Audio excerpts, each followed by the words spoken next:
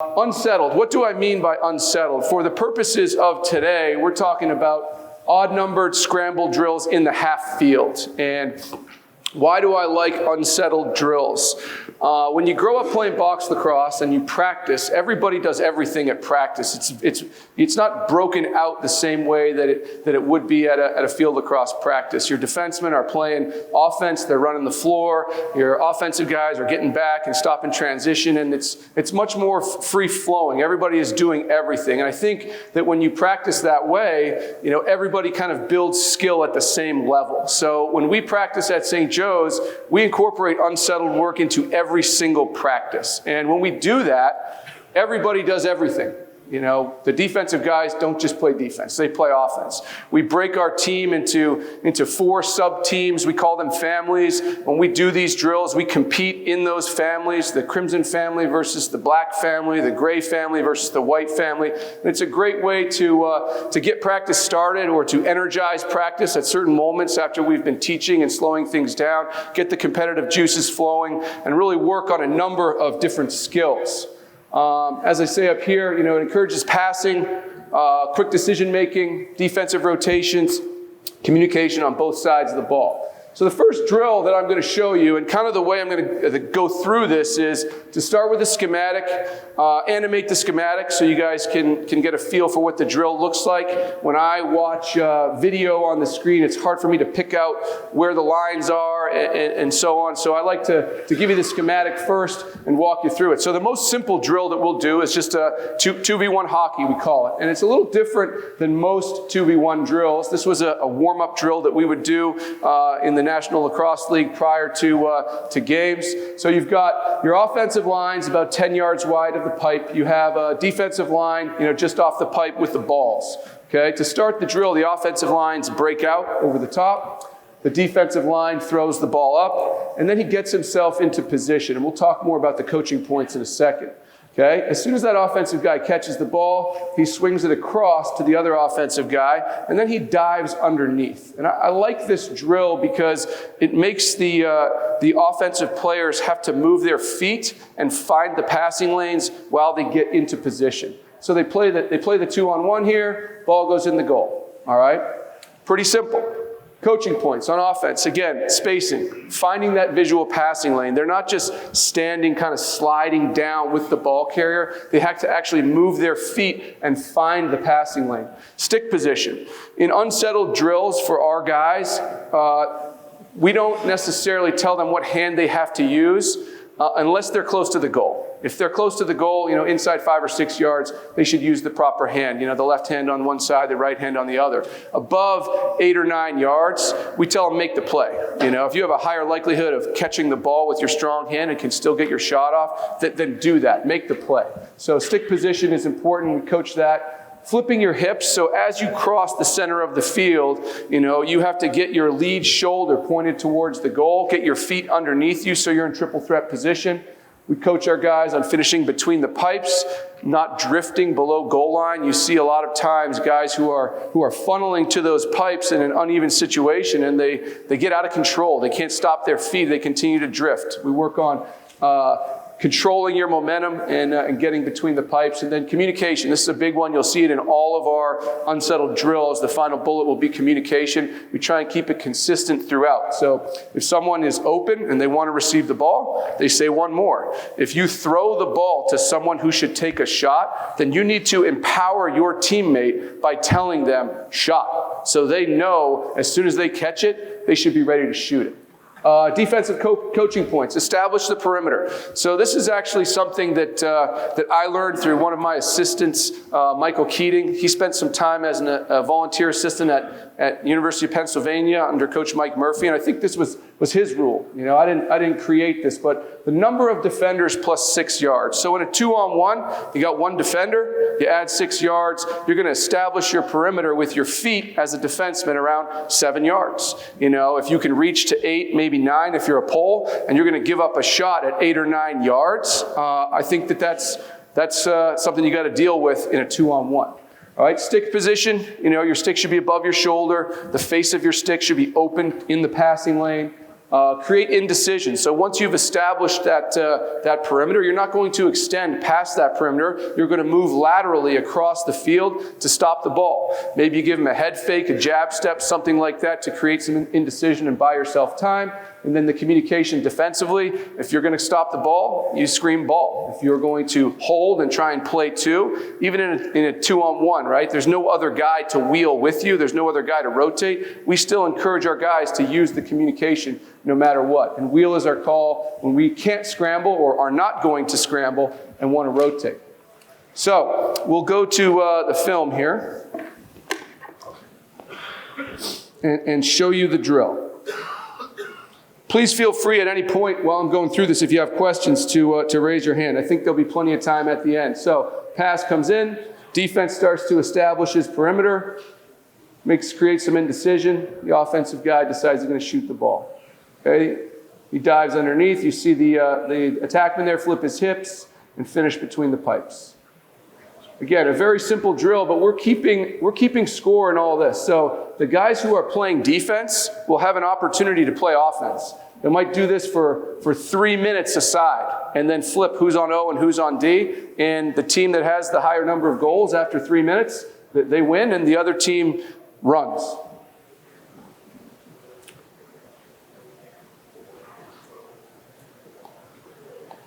All right, so that's 2v1 hockey. All right, 3v2 baseball. This is another one that I learned from one of my assistants, from Coach Mike Horowitz. I'm not sure where he picked it up, but it's another really fun one for the guys. We'll use this at the start of practice, again, to get the competitive juices flowing, put something on the line, and keep track of points. So what you have here are two mixed teams. It's not O and D, it's just two teams. You're lined up. We use the women's fan there to set this up. Okay, so the coach starts it off by one team begins on offense. So in this case, the O's are on offense. All right, coach throws a ball in here, and they're going to play out this 3-on-2. Okay, a hit or a point. You get points for the number of hits. All right, so if he shoots this ball and it goes in the goal, the defense has to get out, and two new defenders come in. All right, you throw the next ball in, and you continue to play. It's a next play ready type of drill, because if those defensive guys don't hustle in and the coach pops the ball in, then that offensive guy is just going to get a step down shot very quickly. Okay? So let's say that offensive guy misses the net. That's an out. All right? You get 3 outs, and then you switch who's on offense. So that's 1 out. On every out, the offense switches. So 3 O guys come out, 3 new guys come in. Coach throws the ball in, and they play. You keep score for the number of goals. Once a team has 3 outs, you flip who's playing offense. Again, coaching points, spacing, very similar to 2-on-1 drill, finding those visual passing lanes. I think in 3v2 baseball, you have to think more than one pass ahead, because it's so tight that the windows are going to close very quickly on you, and you have to have an idea of where you're moving the ball to next before you catch it. Triple threat position. Again, you're in a tight space. The defense is going to be on you quickly, and you're going to need to be able to catch that ball, shoot that ball, move that ball on right away. I tell our guys in this drill, don't get cute. You're inside like 8 yards. Shoot the ball. All right, you don't have to make the feather pass across the crease and give the defense another opportunity to knock one down. All right, you catch the ball, you're loaded, your hands are free. Let that thing fly. And then communication, the same as the last drill. Defensively, you got 2 defenders, add 6, your perimeter 6 is 8 yards. So establish your perimeter. Full engagement. I think that's really important on both sides of the ball in this drill, because it's going to be rapid fire. You miss the net, new offensive players come in. You get scored on, defensive players are out, new defensive players are in, and if they're slow, you're going to get scored on again. And so you need to be fully engaged when you're not involved in that particular rep. Passing lanes, again, your sticks are up, you're above your shoulder. We call them knocks or nuggets. They're like gold. That's how you're going to create your outs. Communication, ball, hold, wheel. Stay tight and listen to your teammates. I think that's really important. You'll see in some of these films, our guys are not listening to one another. One guy's screaming hold. He's trying to scramble and play 2, and the next guy isn't listening. He just starts to rotate anyway, and we give up an easy goal. Okay, so I'll try and narrate this and keep track of the points as we go. So ball comes in here. White is on offense. That's an out right there. Offense is out, new offense is in. So you got 0 points, 1 out. That's a horrendous shot by our defenseman there. That's 2 outs, no points. Probably another ill-advised shot. 3 outs, no points. So now Gray is on offense. That's an attackman playing D who ducks. He's going to hear about that, obviously. But we got everybody doing everything. 1 out. 1 out for Gray. They got to get new guys in. Move the ball right away. They find the defenseman on the inside. So it's 1 out, 1 goal. 2 outs, gumball. All right. Gray is still on offense here. White working for that 3rd out. 3 outs, White's now on offense here. I think White goes on a bit of a run in this next segment. So again, these are fun drills. Guys enjoy doing this drill. So 1-1. Defense is slow. 2-1. No outs. Slow again. 3-1. Keep pounding them. All right? I didn't give him an out for that. He shouldn't have picked up that ball. Ball's got to go to the offense here. It's not a live ground ball. Okay, there's another out. So you'll play for time.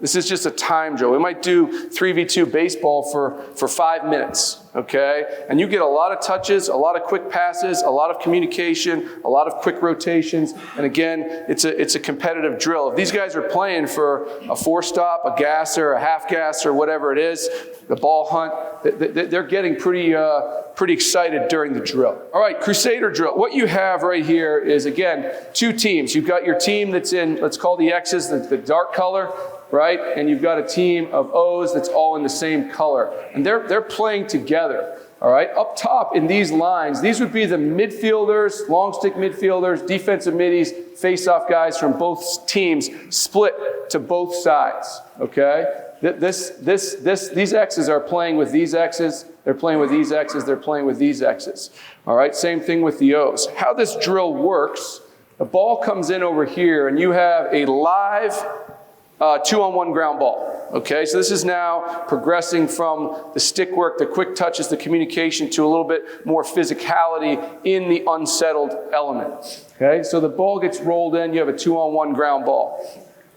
As soon as that ball is won by the offense is going to pick it up and pass it, or pick it up and move it. And you add, hopefully everybody saw that, you add from this line. So you've got your attackman, who would be the O attackman on the outside, the X defenseman on the inside. Okay, the opposite over here. So you bang this ball and you play the 3-on-2. Force the rotation, hammer that thing right into the goal. All right. The next ball, this is going to happen rapid fire. So you've got a 2-on-1 ground ball into the 3-on-2. The next ball would go here. And then you would add from this side. If the defense wins the ball in the 2-on-1 ground ball, they sprint to daylight, it's a quick whistle, the next ball is getting thrown in. And you work your way around. So 2-on-1 ground ball here to 3-on-2. 2-on-1 ground ball here to 3-on-2. Then you go 1-on-1 ground ball between the D and the attack and add from here to the 3-on-2. 1-on-1 ground ball between the D and the attack and add to the 3-on-2. So ball comes down in here. These guys have to be ready to play. They bust into the play, and they play the 3-on-2. Okay? Coaching points, again, ground ball technique. We start to talk about the ground ball. Yes, sir? Coach, real quick, if the defensive player comes up with the ball. He just sprints to daylight, gets to space, quick whistle, new ball's coming in. Just ends right away. So here we're reinforcing our ground ball technique. You know, we talk about being a bullet. By that I mean our ground ball guys are compact, their elbows are tight, they're getting their head over their ball, they are flying through it, accelerating through the ground ball. We want them as tight and compact and fearless as possible. We make the ball and release call so we don't take any interference calls. We coach them to pick it up and move it. Again, the other players who are at the front of the line have to be engaged in the drill so that they can bust adjacent and be open for their teammates so that he's not carrying that ground ball with pressure on his back. Communication, again, same thing. And spacing, you know, we're working to improve your angles, come up the field to finish, and so on and so forth. Defensively, again, ground ball technique.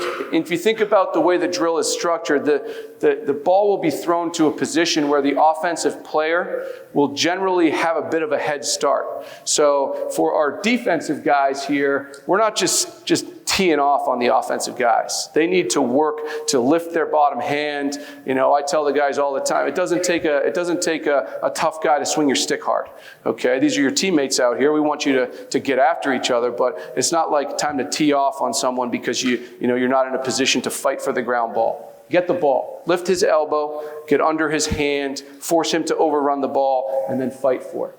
Sprint to daylight. So we tell our guys defensively, this is all over the field, whether you're playing 6-on-6 or you're doing an unsettled drill. You pick up a defensive ground ball, sprint to daylight. That means get to space. Space is not necessarily in front of you all the time. You see that happen so often where a defensive player picks up a ground ball and they just want to go right up the field, and the offense just smothers them and they get checked and they lose it. Sometimes that space or that daylight might be out the side of the box. It might be a few steps backwards to clear your hands, survey the field, and be in a position to move the ball.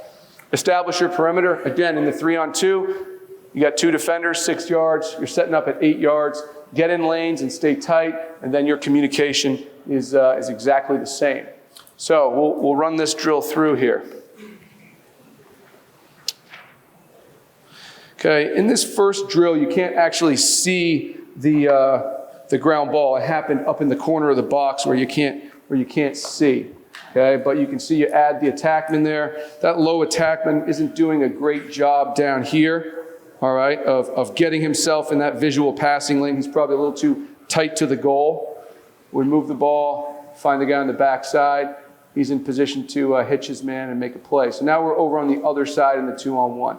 And we would instruct our defenseman there to try and keep that ground ball in front of him, do everything he can, kick it, hit it with his stick, find a way to keep it out in front of him. But the battle continues. The midfielder wins the ball, and the defenseman is slow to get in, and the goalie bails him out. So right there we have now the 1-on-1 ground ball with the attack and D. Defenseman gets a stick on it, keeps it up the field. So now we're on the other side. 1-on-1 ground ball. Defense gets a good lift. One of the things we coach our defensemen on here is to make sure that while you're attacking this ground ball in the defensive end, you're not giving up inside position. You want to try and lift, but you can't go running around this guy. You can't end up out here while that ball skitters in here. Okay? You have to maintain inside position while you fight for that ball. So this attackman picks it up. We add from the top diagonal spot. Defenseman mishandles the ball. So you're just rotating around the 4 different locations and keeping track of the points while you go. So this might be a drill that we would do for 3 minutes or so per side. If you look at how this drill is set up, you've got, the gray guys are on offense on this side. I'm going to switch colors there. Gray guys are on offense on this side, right, and this side. So the attackmen are typically going to be right-handed, and these guys over here could be operating with their left hand. So if we're doing this drill for 6 or 7 minutes, we might go 3 minutes and 30 seconds on the scoreboard on one side, and then flip the location of the line so both groups get the exact same angles that they're attacking the goal from. All right, the next drill we have is called the matchup drill, and this is a rapid-fire 4v3 drill. Very simple drill. This drill does not involve a competitive ground ball. It's just banging the ball, and it's more of a passing drill than anything else. So the coach up top, you can see by the position of the defensive lines that they're going to be at a disadvantage to get down the backside and match up with these low offensive lines. And again, you're going to flip both groups halfway through this. So if the X's are on defense right now, halfway through the drill, the O's will be on defense and the X's will be on offense. But you can see if the coach throws the ball into this line, this X right here has to fight the urge to step up and play the ball that he's closer to. He's got to get in and match up inside, backside, and out before he steps up to play the ball. The defenseman up top is going to get in and then turn and face the ball. And they play out the 4-on-3.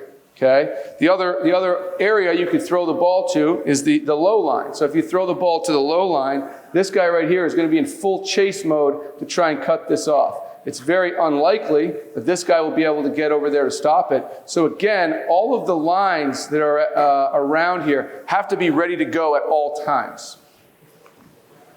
These guys crash in, match up, and we play from there.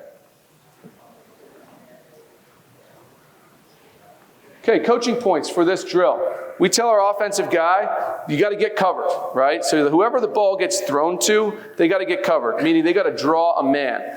Okay, don't catch the ball and then stand there and wait for the defense to come to you. You are attacking the goal. Find the 2-on-1, no wasted passes. So if you look at this segment right here, or this schematic right here, if the ball was to get thrown to start this thing over. The ball was to get thrown to this guy right now, and he just sees this guy open and throws the ball to him. We haven't done anything.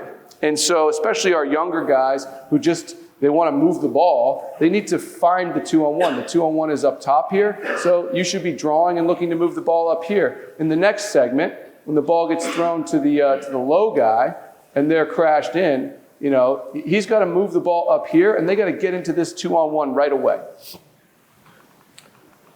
So back to the coaching points. Get covered, find the 2-on-1, no wasted passes, anticipate and step into space. As the defense rotates, gaps open up. We teach our offensive players to identify those gaps and try and step into them as quickly as possible. See the defense, see the skips. You shouldn't just be looking at the other offensive players. You have to read the defense in front of you. See if maybe they rotate a little bit early and you can hit the home run pass and skip one of them in the rotation for a layup, and then communicate again. I can't stress to you how important I believe the shot call to be.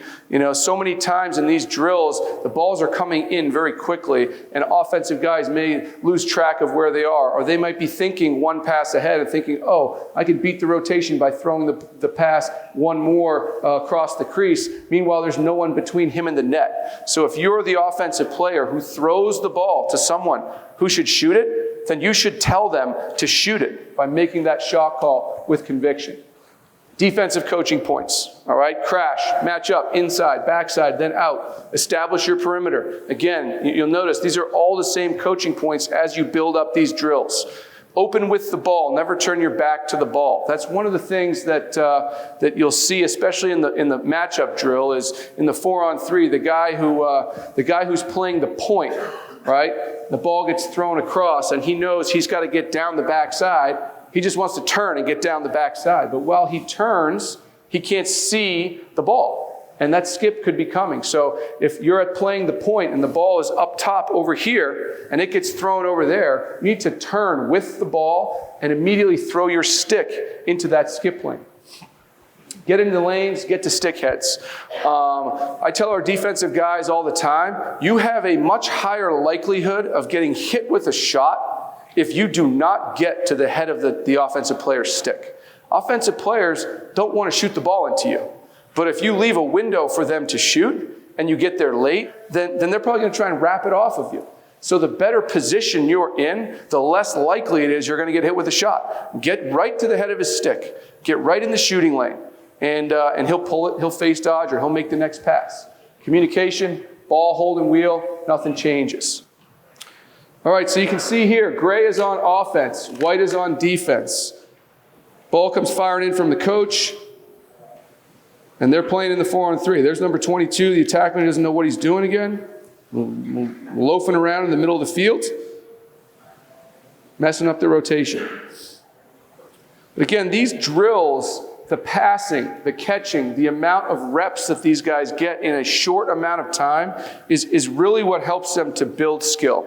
All right, it's the decision making, it's the reps, and so on. So the next ball is coming in right away. We don't wait to clear the field. Those guys run out while the ball is coming in. We just keep playing. The ball is coming in. Again, that's a tough finish there. The guy in gray doesn't quite get down the backside here in time to cut it off, and he's got to make it a tough finish. Again, that's a skill. That finish that this guy makes, the right-hander here makes, that's a skill in and of itself. So we are throwing the balls in here. Again, this might be a 3 or 4 minute drill per side before we flip. So, the great team gets 4 minutes on offense to score as many goals as they possibly can. Then we flip it over, and the white team has as many opportunities as they can to score the ball here. And then gray will have their shot to compete when we flip.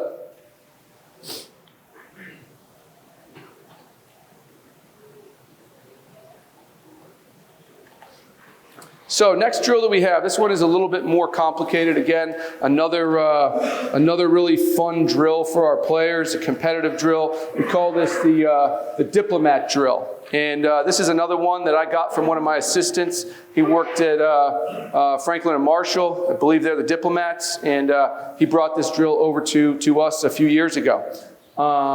So how the drill works, what you have set up here, I think the setup is the key. So we've done the diplomat drill. You can do it a number of different ways. You can do it as a double-sided 4-on-3. You can do it as a double-sided 3-on-2. You could go 4-on-3 on one side, 3-on-2 on the other. It doesn't really matter. It's up to you. We've also done it with our extra personnel on the edge of the box. And we've also done it with our extra personnel on the sideline to give a little bit more space. So when we're first starting out with this drill, we'll do it wider so the guys have more space, more time to make decisions. Once we get a little bit more comfortable with the drill, we'll shrink the space by bringing the outside lines in. So if you think about the drill, you've taken half of the field, really you've taken the box on one side and you split it in half. These are cones right here that split the box in half. Move the goals over so they're in the center of the space. On this side, all right, the O's are on offense, right, and they're in the 4-on-3. On this side, the opposite. The X's are on offense in the 4-on-3. But you are playing with the other half of the field. So if the ball gets thrown in here, and these are live ground balls when you get to the drill. The ball gets thrown in here, and the offense, O's have a shot here to score a goal. All right, and they shoot it, and the goalie saves it. That ball is still live. All right, on the other side, we got to break to space, again, being next play ready, and that goalie ropes the ball over to his offense on the other side. Same thing could happen with a knocked pass. A defenseman could knock a pass down, pick it up, and bang it over to the 4-on-3 on the other side. So both sides are working together. They play out this 4-on-3. He shoots it. Goalie makes a save. That ball is done. That ball is out, and a new ball will come in from the coach. Because that first ball was thrown in on this side, even though it finished on this side, the next ball comes in on this side, right? Because this offensive group had their shot, they got saved, now they got scored on the other side, or the ball got saved on this side, that ball's done. This group now gets an opportunity to fight for the ground ball and pick it up. So the second ball comes in on this side. All right, coaching points. One of the first ones there, we use this, on the ride or when we're clearing the ball again for our attackmen is stay tight to get wide. So if you think about right here, okay, this offensive player was in here to start. While the ball is playing on this side, the offensive players should stay tight. We don't want them drifting out here to the line, because if the goalie makes a save and he started to drift out to the line, this defender is probably drifting out with him and he won't get open. So you stay tight, and then when it makes sense for you to V-cut and get the ball, then you do that. But stay tight to get wide. All right, see one pass ahead, anticipate the movement of the ball. So that goes on both sides, right? You're watching the other side of the drill. You see the turnover. You're ready to break out adjacent, and then you know where you're going with the ball once the ball gets thrown over to you. Support your teammates and work for each other. Again, that's the double-sided nature of the drill. You have to be ready to work for the guys on the other side. The offensive guys should be demanding the ball. If the ball's on the ground and there's a defenseman on your team on the other side of those cones, you can be screaming at them to goose the ball over to you. All right? Again, it's just like the other unsettled drill. You pick up a ground ball, you move it off the ground, and finally there, just being next play ready. Defensively, we want you to be aggressive on the ground ball. All right? You can, even when your side of the 4-on-3 is just playing defense, your team can score a lot of points if you are hungry for the ground ball. You win that ground ball and you pump it over to the other side to your offense. Low cradle to escape pressure. You'll see that when the balls are thrown in this drill, there tends to be just a pile. There's a muck up, all right? And, defenseman picks up a ground ball in there. We want him to escape with a low cradle, not bring the stick up to his face, find space with that low cradle, and run through checks. Again, for the defenseman here, defensive personnel, we encourage them to be crafty with their stick work. Maybe they're using a shovel pass. Maybe they're using an inside shoulder pop pass to get the ball to a teammate. They're goosing the ball over the other side of the field, and then the communication and being next play ready, doesn't change. So this is a look at the actual drill here. And when you first do it, it can be a little bit messy, but it has now turned into one of the drills that our guys almost look forward to the most. If they see that on the practice plan, they get excited because they know that they're going to they know that everyone's going to have opportunities to make plays. Everyone's going to have opportunities to score goals and have fun. Okay, so this first ball, right, goes in on the right side of the screen, and it actually gets deflected over to the left side of the screen.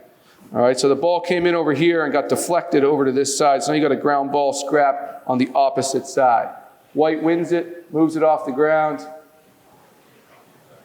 but below the finish. The goalie saves it. That ball's still live. They bang it over to the other side. The defense is making their ball hold wheel call. Comes up the hash for a finish. So there's a new ball coming in now. Because that initial ball started on this side, right, even though it went over here and then came back around, and the goal was scored on this side, the next ball starts on the opposite side. So right now, the gray team is up 1-0. Defenseman overextends, gives up position, so now the gray team's up 2-0. Ball gets goosed across the line to the white team. They're playing in the 4-on-3. Skip pass gets knocked down, and it gets banged over across the cones to the other side.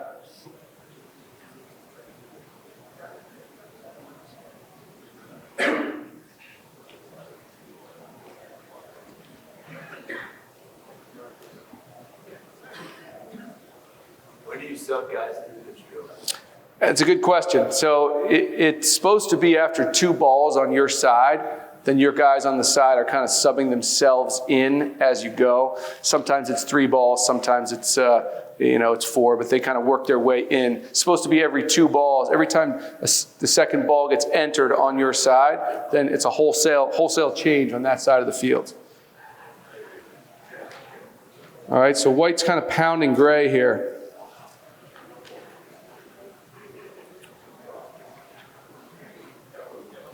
So that's a good example of what happens when the ball goes out of bounds. All right, this defenseman knocks one down, can't corral it, it goes out of bounds, and immediately there's a whistle, and the next ball is already in play over here. That is the end of my presentation. I'll open it up for questions. We can go back through any of the drills. It's just 12:44 right now, so if anyone has questions, I'm happy to answer them.